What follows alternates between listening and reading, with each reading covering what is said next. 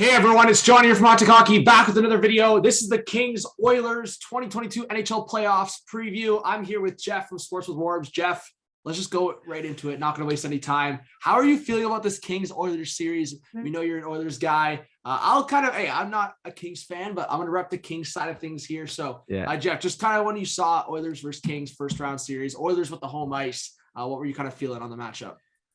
Man, I like the matchup. It's been a while down the line here. We've kind of known about this matchup for a while. It's not obviously the Golden Knights made a bit of a push there at the end, but I was pretty confident this is what we'd see. So lots of time to sit and dwell. I think all Oilers fans are feeling now. It's been laid out, and I do like the matchup, man. I'd rather be playing LA than Calgary, and I'd rather be playing LA than to be honest, either of those wildcard teams. So I like it. It's interesting. I mean, obviously, I don't like to base anything on the regular season too hard when it comes to team versus team matchups.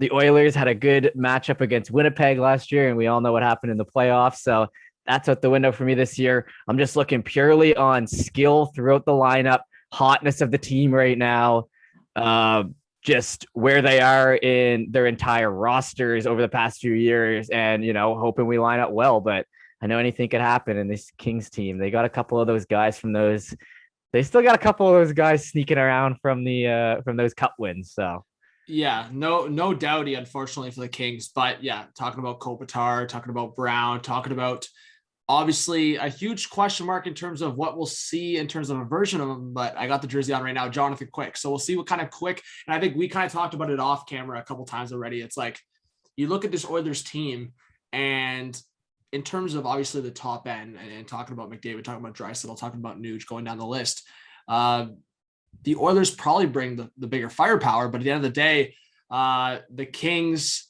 probably, maybe when you talk about depth, maybe overall, then you look at defense. The Kings, as I just said, no doubty. And I mean, I look at the Kings defense and what I've seen this year, it's thin. It's inexperienced. It's thin, man. It's thin. Oilers definitely take the experience. But then you talk about goaltending and what I just said. What version of Jonathan Quick are we getting in the playoffs? Because that honestly could be the difference maker. Maybe. But at the same time, you look at an older goalie on the other side for the Edmonton Oilers who's been freaking hot lately. Mike Smith down the stretch of April here. Money. So you have two guys that were buzzing in the early 2010s. Now buzzing in April of 2022. The early 2020s, yeah.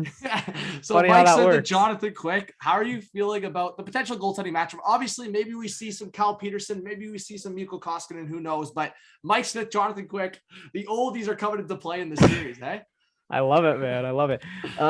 Actually, I don't love it. I wish we had a young gun in net, but I don't know who else I'd take over. It's a storyline. Hey, I'm saying I don't know who else I'd take over Mike Smith right now in the league. I mean, the guy's got his goals against average up to those of Vasilevsky's level. I think they're both at like 9.17. I think, dude.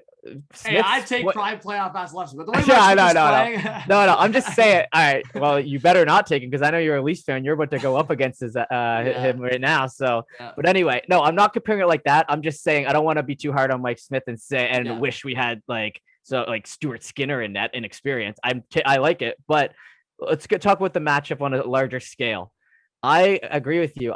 Man, I've seen what happens when an old goalie turns on the Jets in the playoffs against the Oilers. 2 years ago, the bubble playoffs, Corey Crawford came out for Chicago. We were the higher seed, and Corey Crawford owned us that series, man.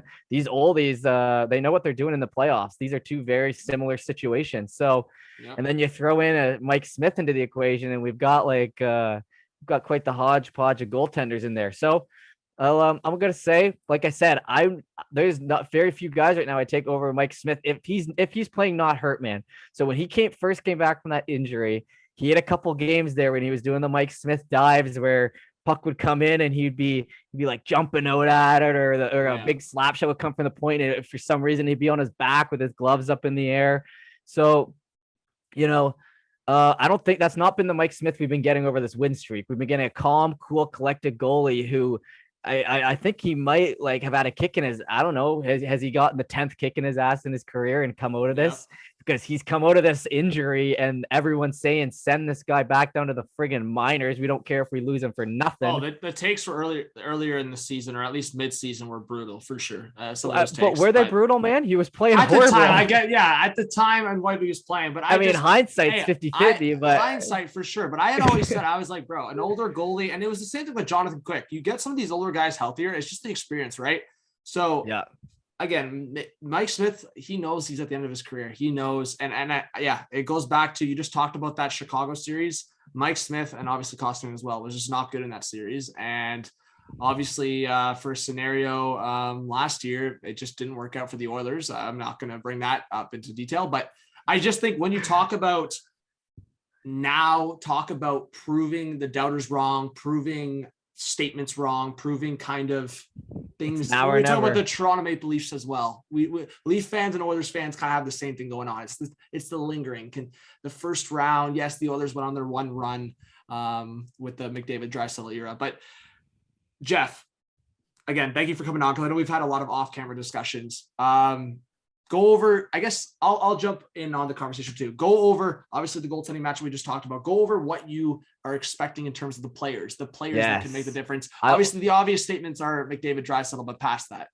John, I want to give you the headline for your video right now, and the headline that the series, you can break this series down into a very quick equation. You got a rebuilding team who was picking second overall 2 years ago, Quentin Byfield, who has now come on. And with 3 years, pretty much, they're in the playoffs off a rebuild. They're just happy to be here, man. They're pumped to be here. Their coach is pumped to be here. The players are, and I respect it, man. I totally respect it. It's been a short rebuild for them. So to shorten up this headline, the rebuilding team taking on the team that needs to win. It's a classic hockey matchup. It's a classic sports matchup. The LA really are playing for, they're not expected to go on a run here. The Oilers, we better be like, I like to keep my mouth shut. I don't like to jinx anything, but I'm just saying the expectations are higher than making the playoffs for this team. So I'm saying the team winning is expected. And I think, honestly, speaking back to that Smith talk, like, I think maybe in his head, he realizes this is it, Smitty. This is it. You got two of the best players in the damn world on your team somehow. You're the starting goalie. You're making a playoff run. You're turning it on. You're going to get starts if you play well. And he decided, and he played well. So I think it all really ties into it, man. I think this Oilers team has bought into the fact that this is a year that they need to make an impression. Last year was a year they needed to make an impression. 2020 is a year they needed to make an impression. But this is the best team they've had. So since that 2017 team you were talking about, this is the best team. I mean, there's no doubt about it. They went through the little lull in the middle of the season. We've got a gift from God, as I talked about on your stream, in Evander Kane and Jay Woodcroft coming in, meshing at the perfect time, and basically, I would say single-handedly, but two-handedly saving our season. I truly do believe that. I saw it going down the tubes. I was in Edmonton for that game. They lost against the Sens in the third period, one of the worst teams in the league. I was there for it, man. And as it went on, Kane came, Woodcroft systems got in place. This isn't like, we talked about this as well. This isn't the situation of being like a new coach coming in and it being like, oh, like a couple of hot wins because you don't want to disappoint your new coach. You want to play well. This is a system mostly consistent. This is him coming in and putting him in systems and giving minutes to the lower guys. And we're going to talk about the key parts for the Oilers at the end, kind of going into these playoffs. But a big part of that is actual systems he's put in, like 11 forward, 7D, like letting McLeod play up the line, like not having Cassian on your first line after friggin' 10 minutes of Puljujarvi sucking. Like, you know, these are things like consistent lines of it, like, you know what I mean? So it all lines up. We'll talk about the matchup. So anyway, that was my long-winded. It's a team. And I love it. It's a rebuilding team. It's like a classic hockey matchup, man. We've seen it a million times. It makes for an exciting first round. Yeah. And and I think I've obviously talked about it a lot on this channel, matchup game in the playoffs. And I think kind of what you just said in terms of system, in terms of spreading things out, in terms of having, again, I would imagine, especially against a Kings team that has two centers that can lock down guys in Kopitar and Danault, I would imagine you stay consistent with, again, correct me if I'm wrong, Jeff. I would think I'm seeing McDavid 1, Draisaitl 2, Nugent Hopkins 3 right down the middle. Yep. So looking at that, then you have a matchup game that could potentially match up well against the Kings, because in a different world, if you're stacking things up on two lines, I'm not liking it for the Oilers at all, because I'm looking at Kopitar, as I just said, on line one with Kempe, and if it's Athanasiou, whoever it is, and then you're talking about Danault with Arvidsson, and then Trevor Moore can be in there, Iafallo can be in there. So those are guys that, like 3, 4, 5 of those guys I just listed are solid two-way guys, solid guys that can match up well. Specifically, I mean, you watched Danault do it last year against Matthews. You've seen Kopitar doing it through so many different playoff runs for the Kings. So that would be my concern in terms of matchups against McDavid and Draisaitl, but then obviously having Nuge as the third guy, it gives you a little bit of option, I'll say. Maybe Nuge goes off in these playoffs. I'll just put that out there. Are you taking any of those wingers you just named over Kane, Nugent Hopkins, and Yamamoto? Because I'm not. And those are the guys who are playing. I don't know. Those are the guys who are flanking. If those are the guys who are flanking. Okay, yeah, maybe Kempe this year. But on a larger scale, man, if you're playing Nugent Hopkins on that third line and you're able to slot, and Evander Kane's obviously staying on the first line, Yamamoto probably will stay on the first line, and you're able to slide in McLeod. Like I'm just saying, basically, I'm taking on the second line, is there any part of this lineup, John, where you're looking at, let's look at top 6, bottom 6, defense as a whole, and goaltending as a whole? Is there anywhere you truthfully, in your heart of hearts, believe that the Kings beat the Oilers in terms of matchups? Depth, man, depth. I like depth. So you think the Kings have a better bottom 6 than the Oilers do heading in? I mean, man, it's close. It depends on how you look at it. When you look at the Oilers, it's guys that potentially could. I mean, Warren Fogle had his kind of spurts with the Hurricanes in the playoffs, but outside of that, like, sure, in terms of physicality, in terms of defensive play, like, you're not gonna get the pressure. Like, I'm talking, like, Iafallo has been spending a lot of time on the third line, and I know, like, Dustin Brown's been there, the experience there, but they've been running like the younger guys, like Byfield, Kaliev, who else? These are guys but I get it. But what I'm saying is I don't look at Devin Shore, Cassian, Derek Ryan, any of these guys as threats offensively. So what I'm saying is, if the Kings are able to match up well against the Oilers' top 6 offensively, all I'm saying is the Kings have more potential offensively in their bottom 6 than the Oilers do. Outside of, again, Nugent Hopkins, who I think Nugent Hopkins, that is the room where I see this guy could have some John, that's a top 6 player for sure. No, that's what I'm saying. That's what I'm saying. If Nuge is on the third line, his matchups are going to be like, you're talking about potentially facing off against Blake Lizotte. Like that's a matchup Nuge is going to be all over. And that's what I'm saying. Nuge could have some room here to go off in that first round. Think about what I said about John. Think about what I said about the 11 and forward 7D, because that's what I want to do. And what that means is McDavid, Draisaitl, and Nuge cycle that fourth line center spot. So I'm feeling pretty good about McDavid, even if he has Cassian flanking him and or Ryan or whoever ends up. Hey, it's a smart move, especially when you look at the Kings defense. I mean, that's what I'm saying. If I'm giving the Oilers any clear W, it's and this is kind of funny to say, because haven't we talked about the Oilers defense being questionable for years? It's funny to say. Good now, man. I mean, it's solid. It's definitely it's been, especially recently, it's been above average.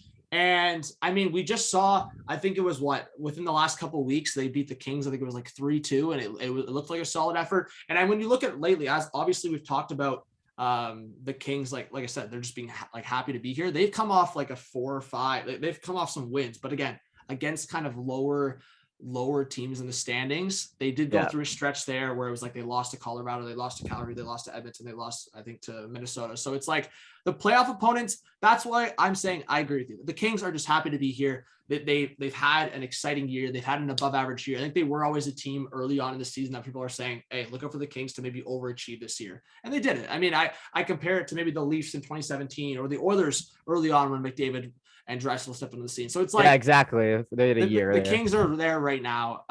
So all I'm saying is the Oilers matchup game up front in terms of centers, in terms of Kopitar, Danault, I think the Kings can keep up. But when it goes past that, you're relying a lot on an old Jonathan Quick, same way the Oilers are maybe relying on you think a poor defense. The Kings, yes, right now with no Doughty, it's but even so, John, I'm not, like I said, I'm not getting cocky by any means. I know anything can happen in the playoffs, but I'm honest, dude. You got Draisaitl. Like you're saying, if that top six can match up, they can't. We got Draisaitl, McDavid, Evander Kane, who has 22 goals in 40 games on McDavid's wing, who looks like he's been playing with him for 10 years. You've got Puljujarvi getting injected back into the lineup. Like, I understand. I actually do kind of agree with you when you put it in, like, when we actually do look at that bottom six, I think maybe I think that having Byfield down there is nice because even though he is young, he is a second overall guy and they've got some decent enough depth. So I think like I could give you that, but if it hinges on the I like the top six of the Oilers is like their biggest strength. So like, are we talking about if LA can compare against the Oilers' biggest strength? Hey, no, I agree. I see what you're saying. I'm just telling you. I'm telling you on the side of the Kings are coming into the series as heavy underdogs, and I'm just telling you what could go wrong for the Oilers. And giving the side of the Kings. So, hey, Jeff, I'm with what you're saying. Now you gotta put it into words. You gotta tell the viewers what you think. How do you see this series playing out? And then for kind of a separate video, we're gonna talk about what the Oilers can do potentially for a playoff run. But specifically for this series, Jeff, tell me how you see it playing out in your head. Because obviously the last couple of years hasn't gone so well, but this year, is it the year? Is it the year where they win the first round and maybe go past Oilers versus Kings? What happens in this series? You're putting knots on my stomach, just like what happens forcing me to talk about this, man. What happens in this series? Like, I'm the hockey fan where like I keep like I know I come out here like talking all about it, but like I keep my mouth shut because I'm like don't want to put things into the ether that might happen. Like I've been through so much hurt. It's like you with the Leafs. Like when we first jumped on this call, you're saying. We'll see. I'm the same way. It's like, hey man, anything can happen in the playoffs. We've lost all these, but based on what you're looking at, I am an Oilers fan. I am hoping, I've got to put my eggs are in this basket. So I'll say, what was your question again? How does it play out? How does it play out in your head? I think it goes to 5 games, man. If we're out here laying predictions, I do. I think that there's a lot of key parts that go into it. I think that goalies can get hot and cold at funny times, and I pray to God that Smith can stay hot. But I've just got to go with what I've seen over the past month, man. I haven't seen an Oilers team play this well in a long time. And man, even if I kind of feel like LA could win too out there, man, this is so hard. Like I'm totally not a prediction guy. I'm sorry. You're good. But I got something because I'm gonna spice it up on my bracket challenge video, so you guys are gonna see it. This series is going 7. Oh yeah. Yo, I honestly, guys, I know I say this a lot of years, but I'm saying it for this year. I have to look at it again and the matchups can change, but I probably will end up having 5 out of the 8 matchups going to 7 games. Wow. Listen, I'm going to say 5 and I'll stick to that. I think my Oilers are getting in and out in 5, but I also, like I said, I'm really not a prediction guy. I'm thinking we get some game 7s in this first round. So I'm excited for these playoffs. Let's go. Give me your thoughts, guys. Oilers versus Kings. Go Oilers, boys. This is it. Let's get a playoff series win. Let's get it done.